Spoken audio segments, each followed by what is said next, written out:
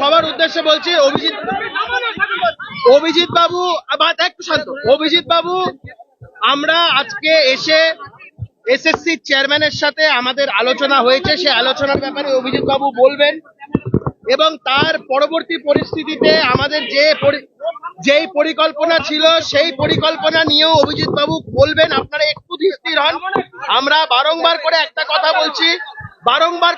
কথা বলছি, আমরা সদিচ্ছা দেখিয়েছি, আমরা এই যাতে যে সমস্যার যাতে সমাধান হয় সেই সদিচ্ছা আমরা দেখিয়েছি।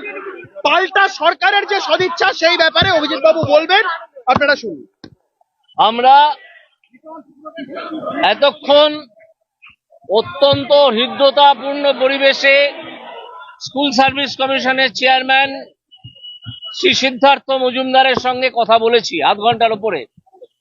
আমরা তাকে আবেদন করেছি এবং অনুরোধ করেছি যে আপনার কাছে যে মিরর ইমেজ আছে, যেটা সিবিআই এর থেকে আপনারা পেয়েছেন, সেইখান থেকে আপনারা যোগ্যদের এবং অযোগ্যদের ওএমআর শিট পাবলিশ করুন এবং একটা লিস্ট তৈরি করুন যোগ্যদের এবং অযোগ্যদের। সেই দুটো লিস্ট নিয়ে আপনারা সুপ্রিম কোর্টে উপযুক্ত আইনি পদক্ষেপ নিন, যাতে সুপ্রিম কোর্টের নজরে একটা আনা যায় যে বহু যোগ্য প্রার্থী যারা ভয়ঙ্কর বিপদে পড়েছেন, যাদের জীবন মরণ সমস্যা হয়ে গিয়েছে, তাদের স্বার্থ সম্পূর্ণ সুরক্ষিত করা যায়, এই কথা বলেছি। উনি অত্যন্ত সহানুভূতির সঙ্গে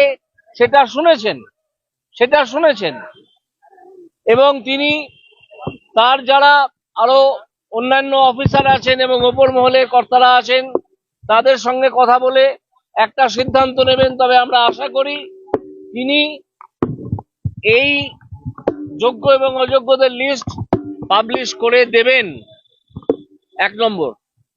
দ্বিতীয় হচ্ছে, আমি যখন এখান থেকে বেরোচ্ছিলাম তখন একটা আশ্চর্য খবর শুনলাম। আমরা রাজনীতির ঊর্ধ্বে উঠে একটা ভদ্রজনোচিত আচরণ চাইছিলাম রাজ্য সরকারের কাছ থেকে, যাতে আমরা আমি শিক্ষামন্ত্রীর সঙ্গে যোগাযোগ করে কালকে একটি টিভি চ্যানেলে যেরকম প্রস্তাব হয়েছিল গিয়ে সেই চিঠি আমি তৈরি করে বাড়ি থেকে এনেছিলাম। কিন্তু আজকে রাজ্য সরকার যে অসহিষ্ণুতা দেখিয়েছে, টিচারদের ওপর যেভাবে নৃশংসভাবে লাঠিপেটা করা হয়েছে কসবায় এবং বিভিন্ন জায়গায়,